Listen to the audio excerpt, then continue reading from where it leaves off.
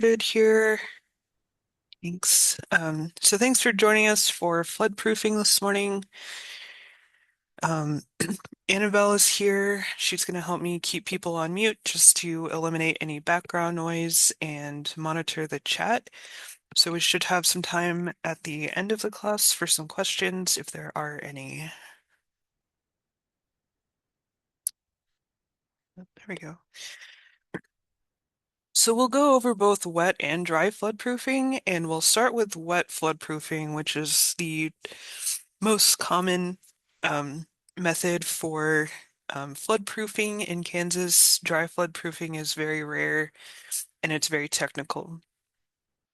So they're kind of opposite meanings, and I feel like it's a little bit of a misnomer to call them both floodproofing, but basically they're both techniques to protect a building that's in the floodplain from flood damages. So wet floodproofing means we have applied measures to a structure that allows water to freely enter and exit that area, either a building or an enclosure that elevates a structure. So we'll look at some examples of that.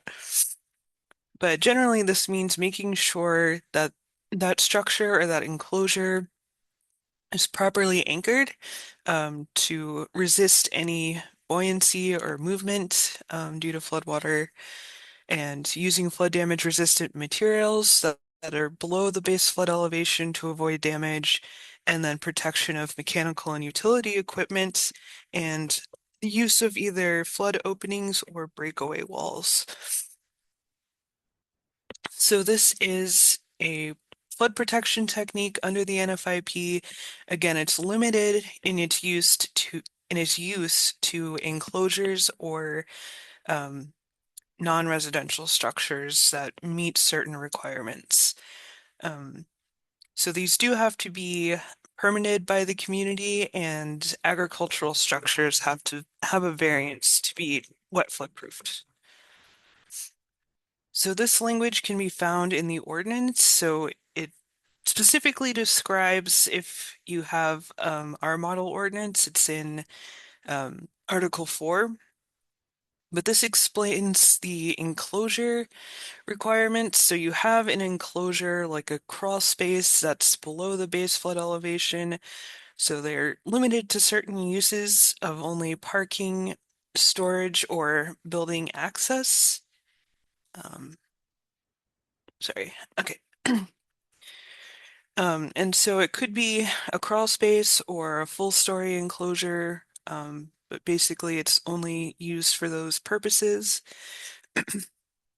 It would not include a basement, whether or not it's finished. A basement is always considered part of the actual residential structure, so that's why basements are not allowed in the floodplain unless they've been grandfathered in. And so those areas, these enclosures are subject to flooding, so we need to have that design in place that allows the entry and exit of floodwaters to avoid that hydrostatic pressure that could potentially collapse the wall or cause damage. So the designs for those have to be certified by a registered engineer or an architect. So typically these enclosures are documented on the elevation certificate and in the permit, and they have to meet or exceed the minimum criteria. So as I mentioned, flood openings, we have to have a minimum of 2 openings on 2 different sides that have a total net area of not less than 1 square inch for every square foot of enclosed space. And so that's documented on those 2 documents, and then the bottom of those openings are no higher than 1 foot above grade, otherwise they wouldn't count. And you can have coverings on them like screens or louvs, things like that, as long as it's still meeting that net area requirement. So those coverings would have to be, reduced from that net opening. We still have to provide that. So There's also engineered openings that automatically open and close, but we'll get into that more. But this is the basic requirement for flood openings. So here is an example of that. This is a crawl space building. So we have the lowest floor there pointed out, and that's where the actual living space starts above that. And then below that is the crawl space enclosure, so there's nothing in there. Um, the interior grade is either level or above the outside grade. Otherwise, if it was below that grade on the exterior, then it would be considered a basement and that would not be compliant. So that's just something to be aware of with crawl spaces. Um, so we have two different openings on two different sides of the structure. The bottom of the opening is within 1 foot of grade. And again, that net opening. So depending on the size of that crawl space would determine how many openings we would need to meet that 1 square inch per every 1 square foot of enclosed space. And then the underfloor utilities also need to be protected and be at or above the base flood elevation. So here's another example. It's just showing a little bit more detail. So again, we have a crawl space with flood openings. You can see the base flood elevation there. Our lowest floor elevated above that. So again, the the openings allow for the automatic movement of floodwaters to protect the foundation walls. And so this one you can see more flood openings. So there's like 4 of them on the crawl space. There's a detailed drawing of the foundation wall at the bottom there.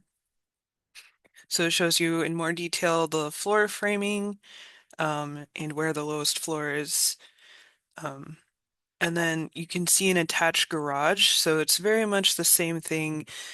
An attached garage can be below the base flood elevation if it's only used for parking, storage, and building access. It can't be converted into living space, but it also is equipped with flood openings. And then we run into this issue quite a bit where people don't like having flood openings on their building for various reasons because of animals or because of the temperature or whatever the case may be. But that would be considered a violation. So we need to make sure that they're not being covered up in a way that makes it non-compliant and doesn't allow for the water to move through. So this house ended up um, getting a violation and then they uncovered it and then they recovered it. So they've been keeping an eye on that house to make sure that they are not doing that. And then a good option for them would be to install engineered openings. And so they are certified openings that provide a specific amount of net area opening. And so they come with certificates that prove that.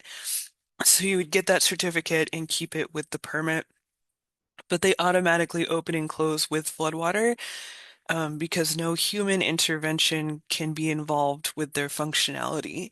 So if they're not engineered, they need to remain open so that they are working without anyone needing to do anything. And then the engineered openings, again, are a good option for people that don't like having the openings in their foundation. Um,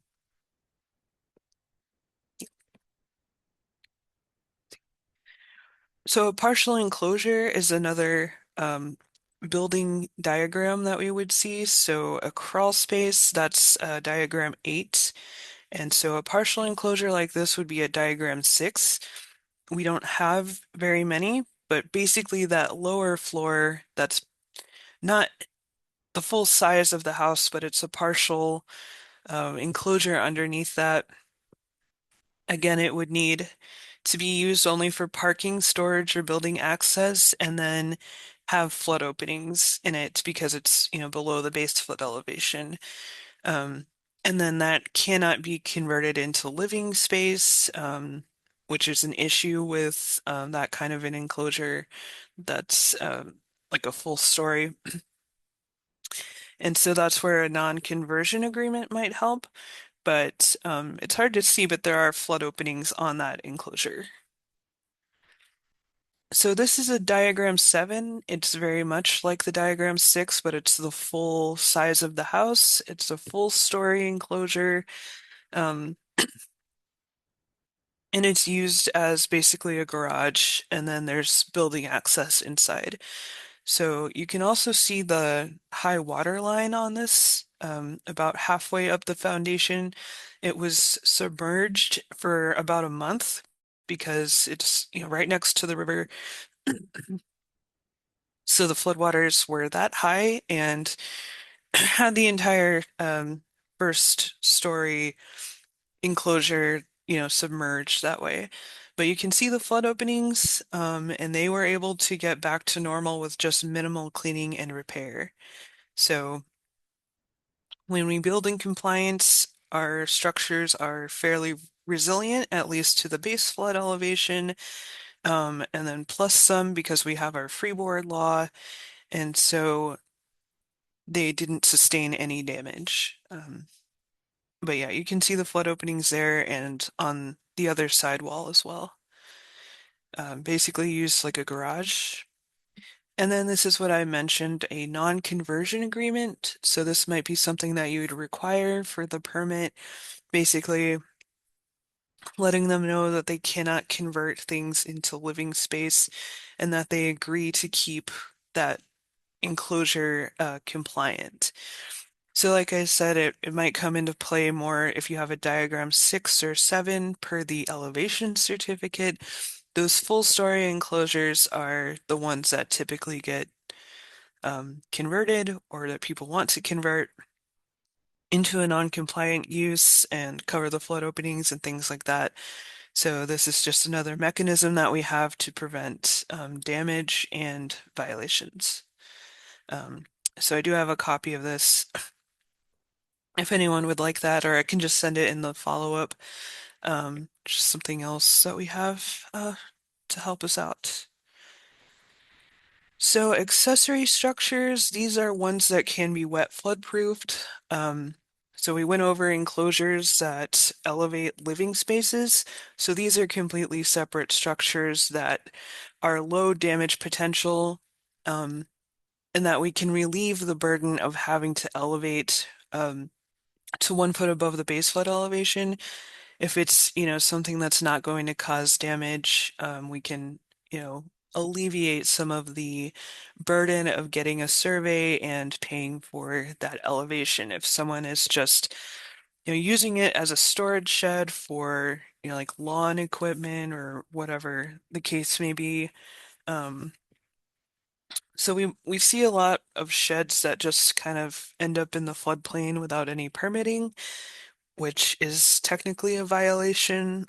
I've had communities tell me that they don't permit things below a certain size, but technically all of it should have a floodplain development permit if it's in those areas. And that way we can make sure that it's not going to cause damage and that it's not some kind of high damage potential structure. So it's not habitable, obviously, no living space. It's anchored and made of flood damage resistant materials, as I mentioned the ordinance language earlier. It has the flood openings, and those are compliant, at least two different sides, the 1-to-1 ratio on that, and within 1 foot of the base, or within 1 foot of the ground.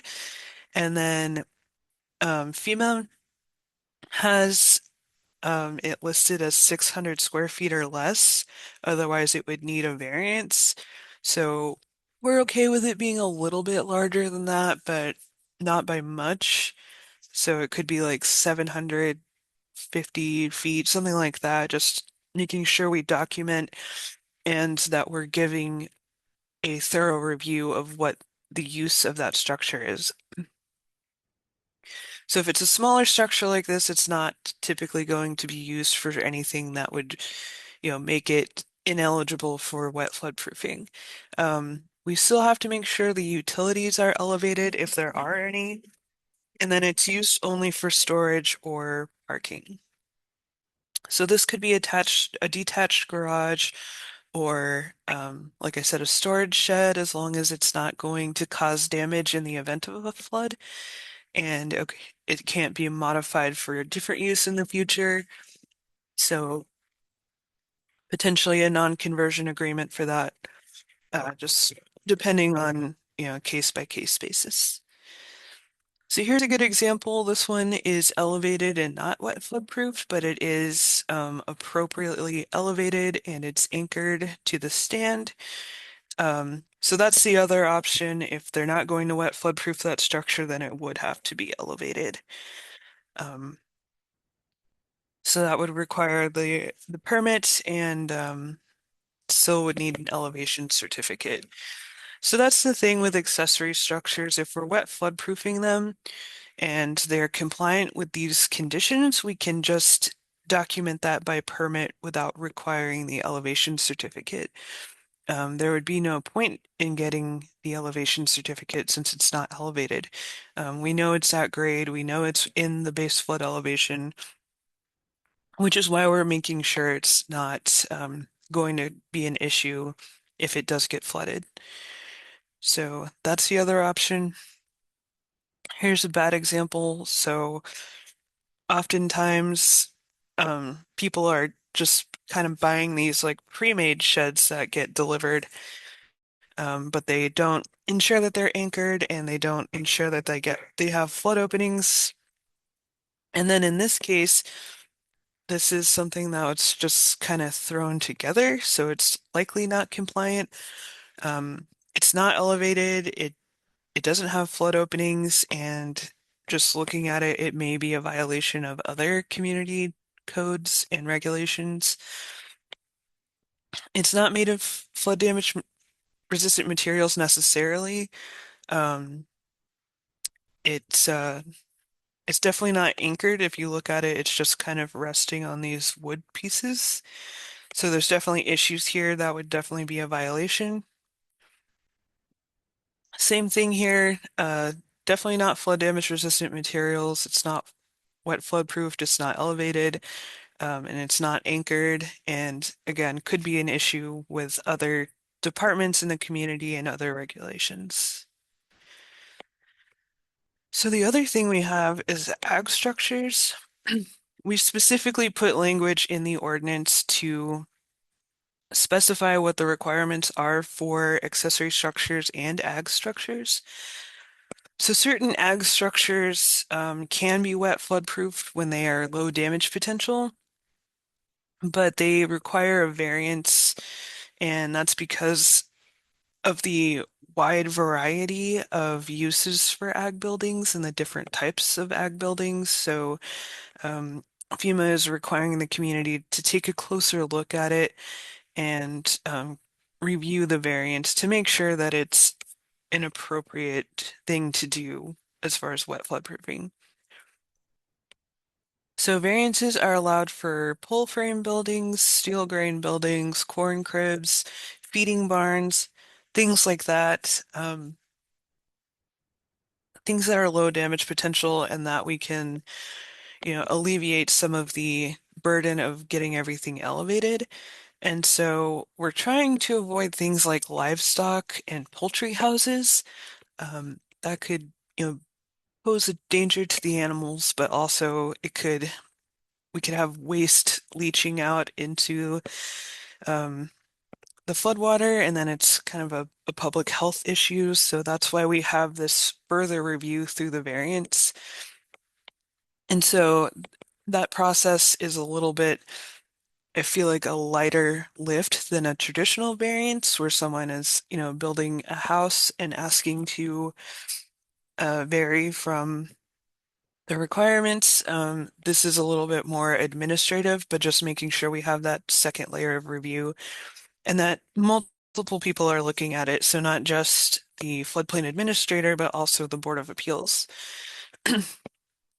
So we want to avoid things that deal with, livestock and, animals like that. So here's a good example of one. Ag structures don't have that 600 square foot limit. There is no size limit on this. Um, but again, as long as it's low damage potential. So you can see that it's built well. It's made of flood damage resistant materials. It's anchored properly, and then you can see all of the flood openings. Um, and it looks like quite a few were required um, since it's such a large structure. And so presumably there are more, on the other side, so that we have them on at least two different walls and that we're meeting the 1-to-1 ratio. So there is quite a bit of literature on this as far as FEMA. They started putting things out in the early 2020s. So as you can see, this is a policy that was issued in 2020, and it was just clarifying what their policies are on this to give guidance. And so they just, at that point in time, they were updating a lot of their literature and policies and just updating and making sure that they kind of reflect the lessons learned over the years and that they've been able to give a lot more detail on how this should work. Um, so it superseded the guidance that was in Technical Bulletin 1, 5, and 7. At least 7 has been updated since then. Um, but it was, superseding the previous guidance, which was published in the 90s, most likely. Most of them were. Um, so it clarifies the variance process for ag structures, and then that accessory structures have to be on the same parcel as a principal structure. Otherwise, it's not an accessory to anything. So that's been made clear, and that has caused issues before when someone wants to wet floodproof something that's on a parcel by itself with nothing else around. It kind of presents an issue because it's not on the same parcel as a principal structure and not incidental in use to that principal structure. So that's something else to be aware of. And so ag structures, repetitive loss, that's what the RL is at the top. Ag structures that have substantial damage can be repaired. For other hazards, they meet the elevation or dry floodproofing requirements. So we go through dry proofing next, or wet floodproofing. They can only restore to its pre-damaged condition. It has to have a permit, and there's no disaster assistance available. So this is if it gets substantially damaged, what the allowances are for repair. And then making sure it's properly wet floodproofed, or it would be ineligible for flood insurance. We do have this Kansas state law 12-758. Basically, it gets brought up a lot that ag structures are exempt from permitting and those types of activities, but it does specify that they still have to follow floodplain regulations. So I've had to point that out to people multiple times. Um, Accessory structures are walled and roofed, so the basic definition of a structure or building is that it has rigid walls and a roof, at least two rigid walls and secured roof. So like I said, examples of these are detached garages. You could have a carport that's more of a structure than like the open carports. Um, Storage and tool sheds, small boat houses, those kinds of things, low damage potential, and only used for storage. No human habitation. Um, it's not used by the public, and there's no employment or entertainment type uses. So that would just make it a regular non-residential building rather than something that would be eligible for wet floodproofing. And then we have other types of non-structural types of development. So they do require permits, but all we have to do is just make sure that they're properly anchored and they're made of the correct materials. So like a gazebo, a pavilion, picnic shelter, an open carport, playground materials, stuff like that. Things that are not structures that are, with rigid walls and a secured roof. So, um, you can request a variance for wet floodproofing. So we need, this mechanism of compliance. So we have our regulations for ag and accessory structures. So some communities do require a variance for accessory structures as well. That's just kind of a higher standard that you can enforce. And so we have these requirements for wet floodproofing. Again, meet the definition of either an ag structure or an accessory structure. Um, the rigid walls and roofs. An accessory structure is something small and of minimal investment. Um, Again, ag structure is low damage potential. So there are definitely certain chemicals and, like I said, livestock where elevating would be the more appropriate approach to those. Um, so as far as variances, we show exceptional hardship, and so that's in the traditional variance. I would consider these more of like a secondary review administrative variance. So it's just making sure that it's an appropriate thing to do. Whereas, again, the traditional variance, there's a lot more that goes into those considerations because, there could be future occupants and a danger to human life.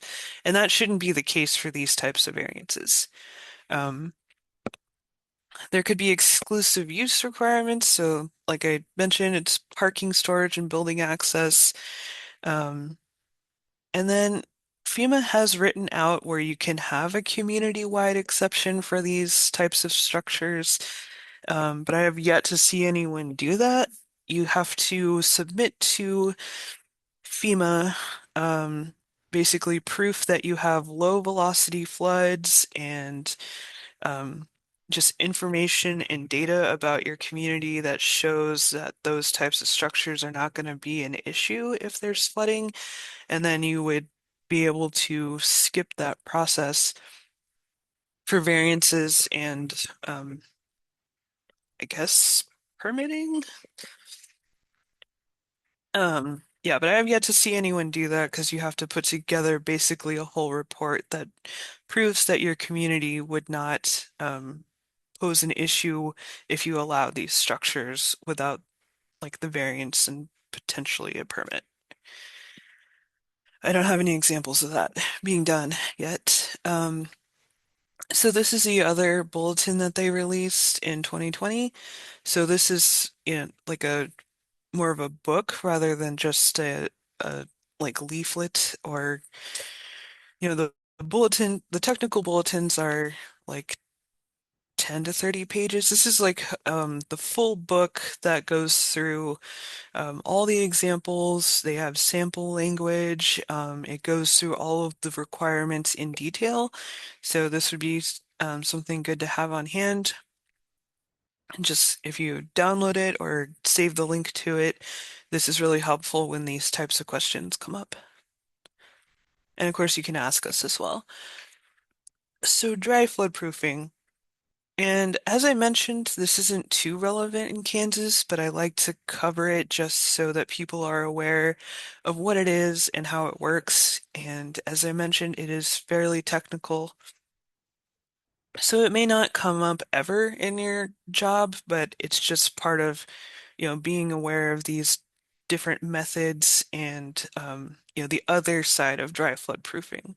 Whereas we make instead of allowing floodwaters to flow in freely and out freely, now we're doing what we can to create a design that makes the structure substantially impermeable to floodwater. So it's a lot more difficult to do, obviously, than installing flood openings. So an engineer has to put together a complete design, complete with plans that go with it, um, to be able to do this and be compliant and be able to get flood insurance and have the dry floodproofing credit for an insurance policy. So this is only for non-residential structures. So we have active and passive methods of floodproofing. So the different types of materials and devices that we can use to make a building substantially impermeable. So there can be mixed use buildings like a hotel that has residential and non-residential parts, but you can only dry floodproof the non-residential. Um, the basement is the only definition that's in the older version. Okay. So the flood protection level, again, the insurance considerations, you have to have the dry flood proofing design certified to at least 1 foot above the base flood elevation, to get credit for that for insurance. Um, a flood shield, that's a very critical part of the design, and it's a common source of leakage. So we can look at some flood shields, but basically, exactly like it says, it's set up and it holds water back from the building. So those have to be maintained. And then again, mixed use buildings, we have to have special considerations for the residential versus non-res areas. And then you can see the definition of substantially impermeable. And so you have the NFIP versus the ASCE. So that's the Association for Civil Engineers, basically. And they are an organization that put together the technical standards that have to be met for this to work. And they're involved in building standards. And so they did just publish ASC 2424 not too long ago. So they did just update this, but basically it's the technical standard that has to be met. So this is the updated Technical Bulletin 3 on dry flood proofing. So this came out in 2021. The other one you can see on the bottom left, that was the table of contents before. It was 10 pages. Now it's like 34 pages. So they expanded it, tripled it in length, and they expanded the detail by a lot. So they kind of broke this down into a 10-step design process that can be followed. They really emphasize the implications for insurance. I'm sure a building like this, a non-residential building that would probably have some kind of important function if it has a dry flood proofing design on it, so it would likely be insured. Um, they explain better the relationship between building standards and insurance, and the design process and the planning and all of that. So they really um, put in all that detail that was kind of lacking before. So they've added in more technical references, like I said, ASCE 24. ASCE 7 is where you calculate the flood loads. So what the expected pressures and velocities would be for the base flood and probably other frequencies as well. And then just a couple of other technical documents, ANSI, ANFI, FEMA, 936. And so those are other documents that you can look up if you want to, but they're, the technical references for um, designing a dry flood proofing project. So then they reference the other FEMA technical bulletins. And so in the dry flood proofing certificate that has to be certified, basically it's written into that certificate that the design will adhere to the ASCE publication standards. So it's been officially incorporated that way. And then FEMA has, over the last couple of years, been trying to push building codes a bit more. And so ASCE is also involved in building codes. Um, they, yeah, it's kind of a whole thing. But if your community adopts building codes like the international building codes, um, then that is also incorporated into those. But not a whole lot of communities in Kansas have adopted those like national building codes. So again, dry versus wet. Floodproofing, they are both combinations of adjustments and additions of features to the buildings that eliminate or reduce the potential for flood damage.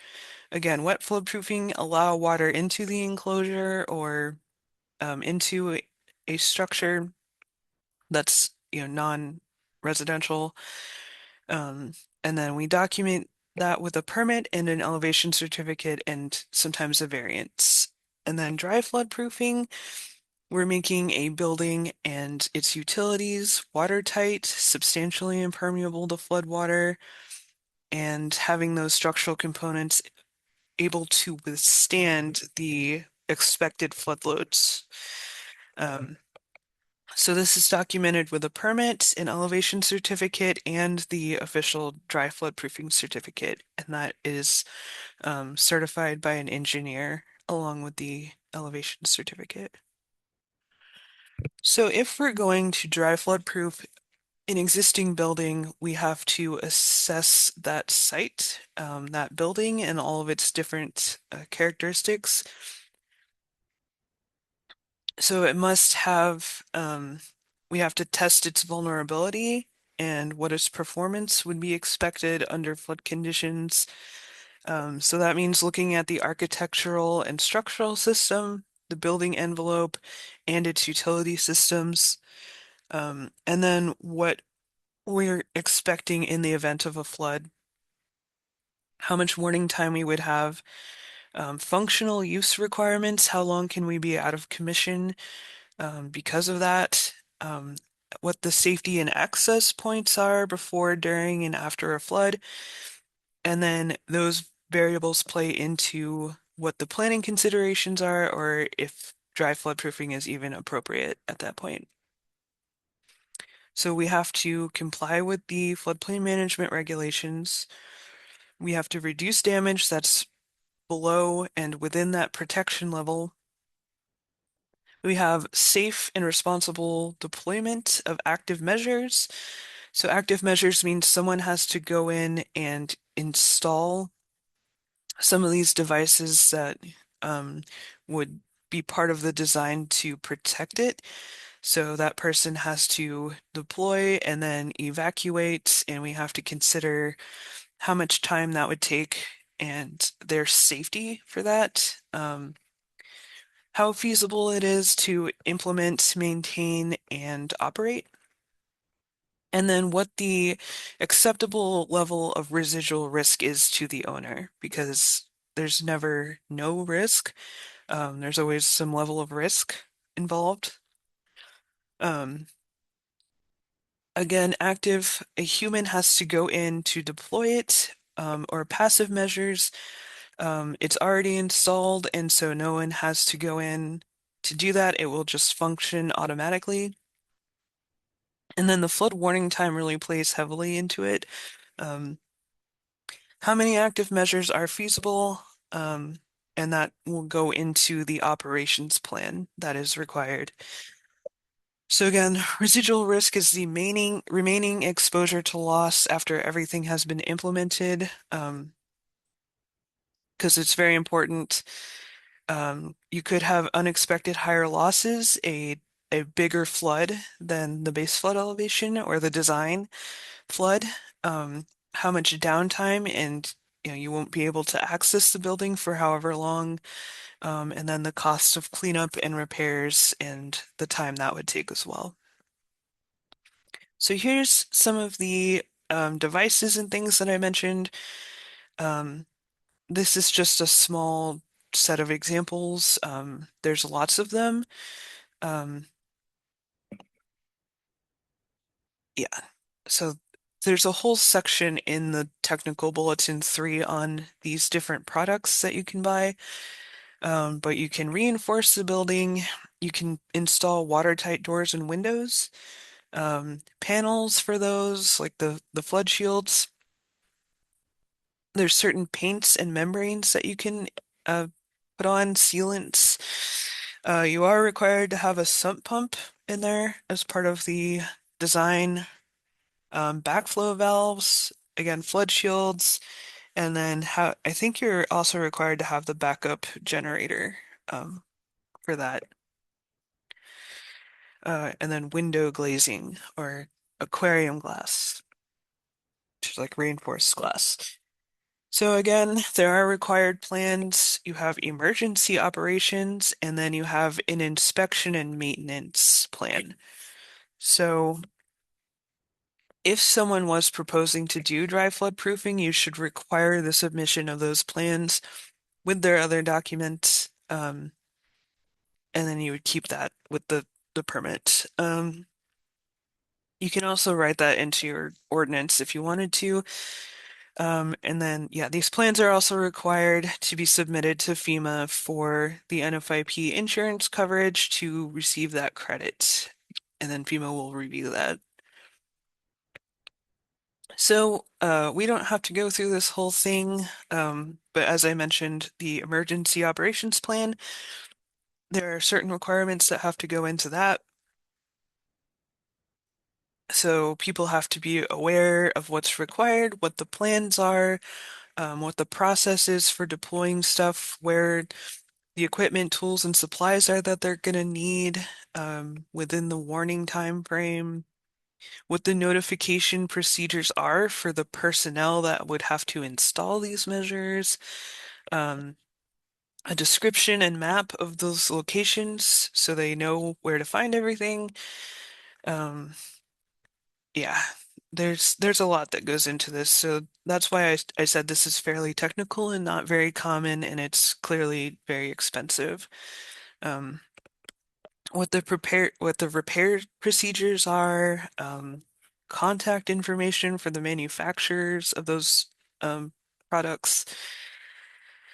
Um, and then there's like deployment drills, and you have to train that staff on, deployment and getting those things installed, and then how often you will update the plan, and then inspection and maintenance requirements. So what we do in between floods.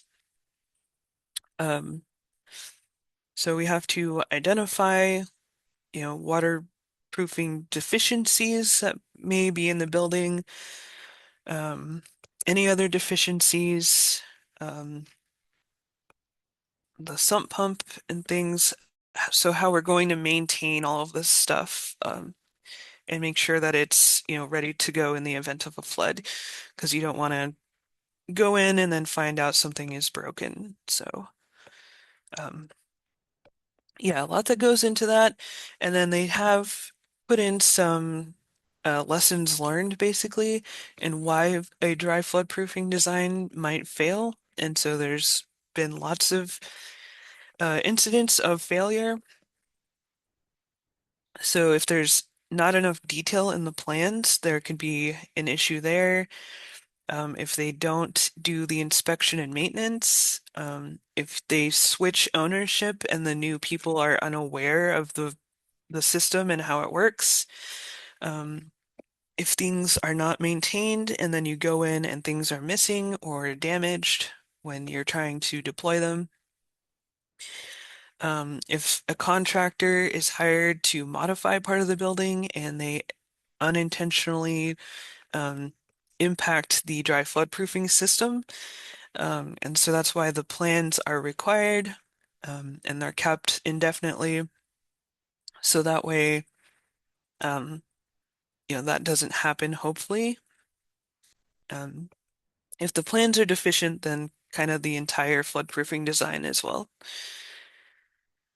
So this is what the dry floodproofing certificate looks like for non-residential structures. So it's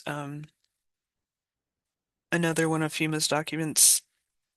I don't think there has been an update since 2022, so it is expired, but there's always a grace period until they release a new version of the form. And so, like I said, this is required. Um, when it's rated for flood insurance, 1 foot is subtracted from the flood-proofed elevation, and so that's why you have to flood-proof to 1 foot above the base flood elevation for the insurance. And again, only for non-residential structures. Um, we have had people mistakenly try to use this form for a flood-proof basement, but we will get to that. I guess right now it's underlined. So the permitting for a flood-proof residential basement requires a separate certification for that design. And it has to comply with that local ordinance, and you also have to be part of the FEMA residential basement program. And so we only have 10 communities in that, and it did end up causing some issues with compliance. And so a lot of communities are no longer allowing that. And again, they are the only ones that are allowed to do that. Um, and then all these elevations have to be based on the finished construction. So as I mentioned, the ASCE documents are written into this certificate. So it says it's designed and constructed in accordance with the accepted standards of practice of ASCE. Um, and so we're just making sure that it's properly designed based on those publications. And like I said, they did just put out ASCE 2424, but as long as it's built to 24-05 or -14, it should be accepted. And then, as I said, floodproofing for non-residential structures, the instructions, there's instructions like there are for the elevation certificate, and then you would provide pictures of these different components that are part of the design. And so it goes over everything that's required in there. Like I said, the residential basement exemption, if a community is approved to participate in that program, um, then basements have to meet these standards. And so what happened was people were just building basements, um, just regular basements without this like certification for the design. And so yeah, it became an issue. So I really doubt FEMA would be approving new communities, but as long as the flooding is shallow, 5 feet of depth or less, and then 5 feet per second, and a 12-hour warning. And then it has to be flood proofed, at least 1 foot above BFE. Top floor of the basement no lower than 5 feet below the base flood. Adequate fill surrounding the building. Um, and then it's certified by an engineer or an architect with watertight walls, utilities impermeable to water, um, withstanding the flood loads and buoyancy, um, and then minimal damage above floodproof design levels. So, um, in technical bulletin 10-01, which came out in 2001, there was a standard in there that said the basement has to be like it just can't have any water in it or something like that. And so that has been superseded by updated documents. And so I have had people bring that to me to say that they could build basements, but that's not the case. And so we had that language removed from all of the ordinances, so they shouldn't say that anymore.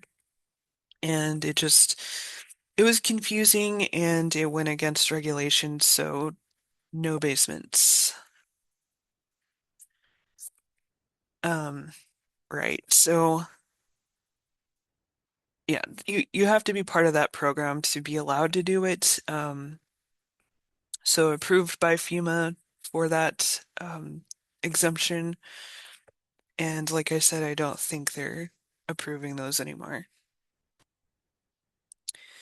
But if it was the case, there is a separate residential basement floodproofing certificate. It is now expired. Um, but this is also part of, certifying that design for those that are in this program and permit a basement. But it's a different form than the other dry floodproofing one. And then it gets signed and sealed, just like any other um, like certificate that is from FEMA, like the elevation certificate. It gets as certified. So yeah, um, yeah, it's very much like the elevation certificate. They're all very similar forms. So yeah, yeah, and there's always instructions. But yeah, what can happen with basements? They're not allowed because they are vulnerable to flood damage, and so water seeping into the ground can push against the walls and then they can collapse. The floor can um, be broken down by the buoyancy of water underneath the house, and so it's just very vulnerable to flood damage.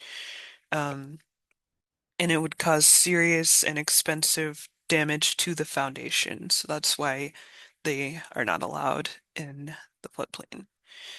And so if someone is substantially damaged with a basement, they would be required to fill that in. So floodproof basements and flood insurance discounts, residential buildings, again, located where FEMA has approved the basement program, and they're in one of these flood zones. So obviously they would have the residential certificate with that, and then non-residential buildings, any zone but a V zone in a participating community. So um, just whatever is required for them to get the credit for that floodproofing design for their insurance policy. And then we don't have to go too much into this. So residential basement premiums, I had this in here just because they had changed at that time with risk rating 2.0, how they rate insurance. And so there was just information about how this would impact residential basements. So a case-by-case basis on that floodproofing, they would have gone through that re-rating process with the new method of rating policies.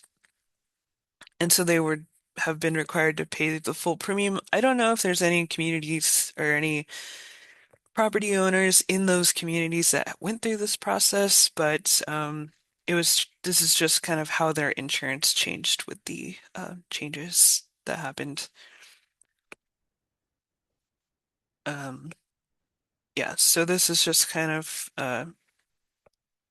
how this happened. Just more information on this. I should probably change it, but yeah, just more on their insurance policies. Um, so other than that, we do encourage people to um, install and consider some of these floodproofing techniques that can be used to protect a house, even if it's not accredited on their insurance, and it's not going to remove them from the floodplain, but it would be more protection for their property that they could utilize just to minimize any potential damage. So we have an earthen berm. There have been cases where an earthen berm has trapped water against a house, so it'd be important to look at that design. But having a sump pump, a backflow valve, concrete walls, we've seen people use different types of veneers and sealants to try to protect the exterior. Of course, elevating is a great option, but it's very expensive, obviously. So, we do encourage these if, a property owner is just interested in providing themselves some more protection. And then just the wrap up. Wet versus dry floodproofing, they have opposite goals. One is allowing water in to reduce pressure and damage to the foundation walls, and then the other is making sure that the foundation walls are watertight and can withstand the base flood elevation. Um, documents, wet floodproofing, it's possible it could need an EC or elevation certificate. They would all need permits, and then dry floodproofing has a separate certificate, and then ag structures for wet floodproofing have the variants. Complexity, wet floodproofing is very straightforward. It has those simple requirements that we went over. And then I went through what would be involved with dry floodproofing designing, which is very complicated. It's very technical and very specific to that building.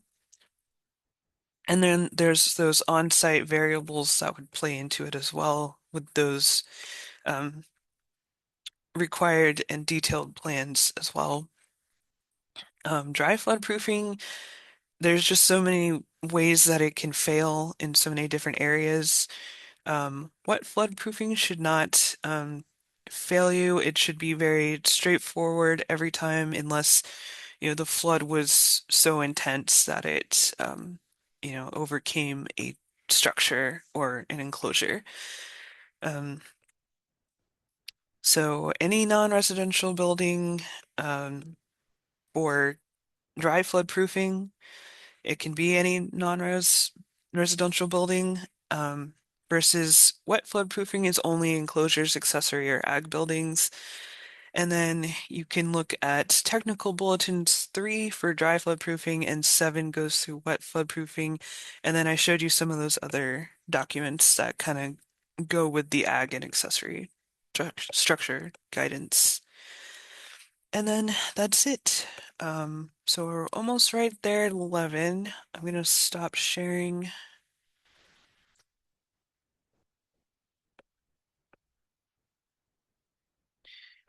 And then, um, so we have a question in the chat. So to have flood vents, they have to be engineered approved. So, no, um, like I said, you can have a regular flood opening and it can have like a regular cover on it. It can have vents, or it could be a grate, or whatever type of covering they want to use, as long as the net opening is still open or still um, equal to that 1-to-1 ratio of 1 square inch for every 1 square foot. The engineered openings are separate products that you would buy that come with that documentation, and it shows you how much net opening it's rated for. And again, it automatically opens and closes. And so that would be a very specific product, and it's usually certified by one of those um, engineering organizations. I think ANSI is one of them. So can a crawl space be filled with dirt to avoid flood vents? Yes.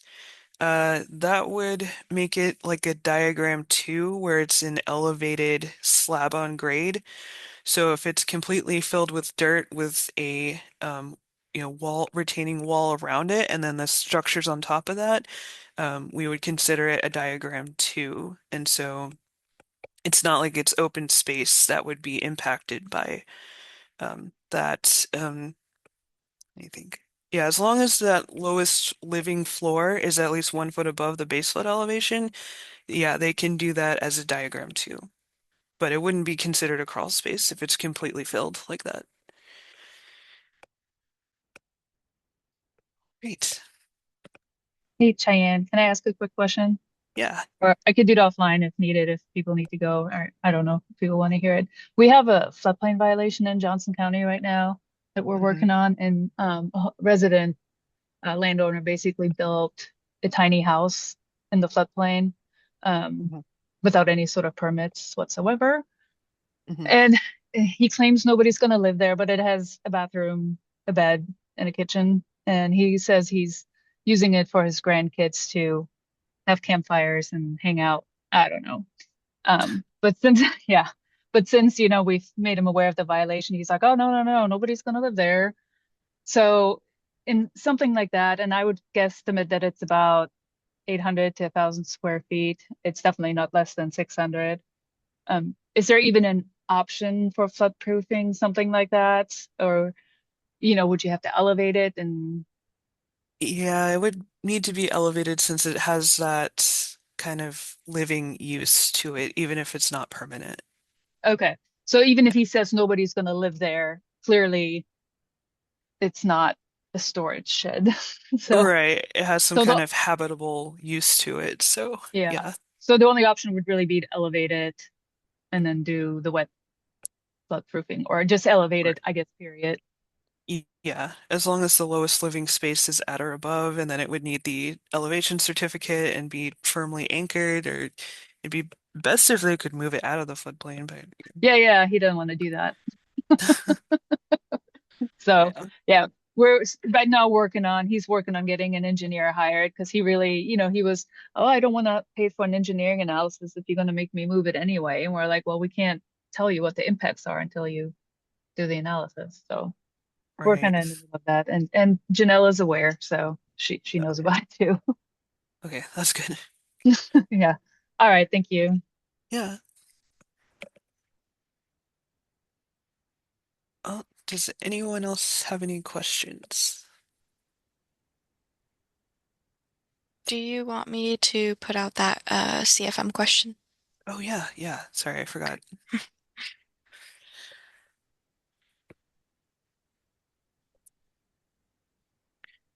Right. So just asking if you'd like a certificate, and I should be able to get those out to you all. Not this week, maybe next week, but I will follow up on that, and then I'll send out some of these resources that I mentioned, and this recording will be available as well.